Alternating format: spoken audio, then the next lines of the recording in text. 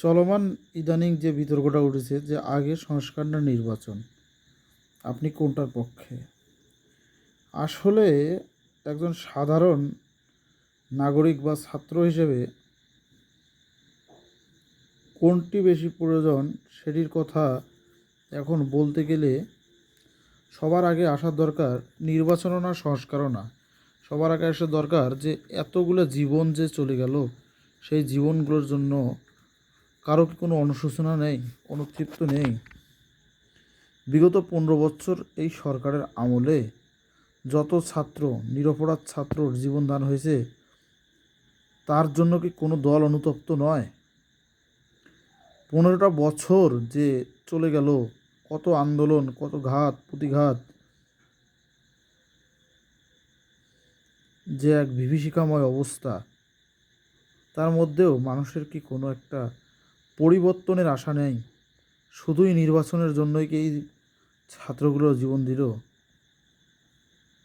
শুধু কি একটা সরকার পরিবর্তনের জন্যই এই ছাত্রগুলো জীবন দিল, না তাদেরকে ঢাল হিসেবে ব্যবহার করা হলো? আমরা কি পেরেছি তাদের আত্মার খোরাক দিতে, তাদের আত্মাকে শান্তি দিতে? প্রত্যেকটা পরিবার, যে পরিবারগুলোতে যারা মারা গেছে, তাদের যে পরিবারের কি অবস্থা, যার যায় সেই শুধু বোঝে। এই বিভীষিকাময় অবস্থায়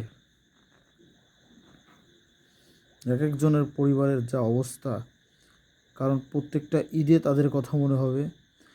বিশেষ করে যারা এই ছাত্র আন্দোলনে বা জুলাই বিপ্লবে যারা জীবন দিয়েছে, তাদের পরিবারে আপনি সত্যিকারে যদি খোঁজ নিয়ে থাকবেন, তাদের পরিবারে দেখবেন যে ঈদের আনন্দ নেই। শুধু কি তাই, আমরা কয়জন শহীদের নাম জানতে পেরেছি? তার চাইতে বড় যেটা ভয়ানক অবস্থা, অনেক ছেলেপেলেকে মেরে নদীতে লাশ ভাসিয়ে দেওয়া হয়েছে। অনেকগুলোকে পুড়িয়ে দেওয়া হয়েছে। সেগুলো তো জীবন্ত ফুটেজ দেখেছি আমরা। কত আমাদের ছাত্র ভাই জীবন দান করছে, তাদের পরিবার আজ জানে না। এই গ্রামের একটা সহজ সরল ছেলে যখন শহরে পড়তে গেছে, তার বাবা মা তো অনেক আশা নিয়ে পাঠিয়ে দিয়েছিল যে সে তাই পড়াশোনা করতেছে, কিন্তু শেষ পর্যন্ত তার পরিবার সান্ত্বনার ইয়েটাও পায় না যে তার লাশটুকু কতটুকু। এর জন্য কি রাষ্ট্র একটু দায়ভার নেবে না? এর জন্য কি আমরাও একটু আমাদেরও কি কিছু ভাবা উচিত নয়? আমরা শুধুই সংস্কার আর নির্বাচন নিয়েই পড়ে আছি। তাদের কি এখনও অনেক ছাত্র যারা জীবন দিয়েছে এবং যারা আহত হয়ে পরিবারের কাছে আছে, তারা আজ পরিবারের কাছে দুর্বিষহ হয়ে আছে। তারা না পারতেছে কোনো কাজ করতে, না পারতেছে পড়াশোনা কন্টিনিউ করতে। নির্বাচনের মাধ্যমে যদি পরবর্তীতে কোনো সরকার আসে, এই সরকার কি তাদের দায় নেবে? এভাবেই কি দিনের পর দিন চলে যাবে? সেই দেখি এরশাদ বিরোধী আন্দোলনে নূর হোসেন মারা গেল, কত ছাত্র মারা গেল।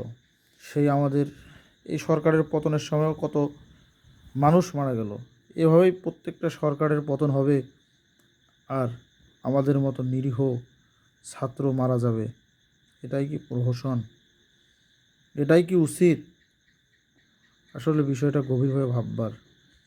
সুধীজনদের বলবো, আপনারা নির্বাচন না করে যে পরিবারগুলো জীবন গেছে, তাদেরকে অন্তত একটু পাশে দাঁড়ান, তাদের সান্ত্বনা দেন, এবং নেক্সট টাইম যেন আমাদের দেশের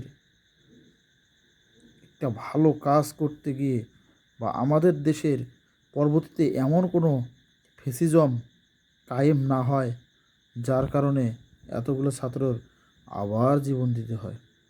তাই বলি, দেশের একটা স্থিতিশীল অবস্থার জন্য যেমন নির্বাচনের প্রয়োজন রয়েছে, তবু দেশের একটা বিচার ব্যবস্থার স্বাধীনতার তো দরকার রয়েছে।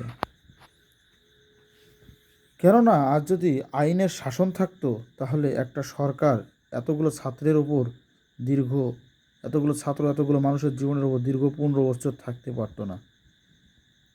তাই আমরা প্রত্যেকেই নির্বাচন না করে একটু আমাদের ওই শহীদ ভাইদের আত্মার স্মৃতি স্মরণ করি, তাদের জন্য একটু মায়া কান্না অন্তত তো করতে পারি।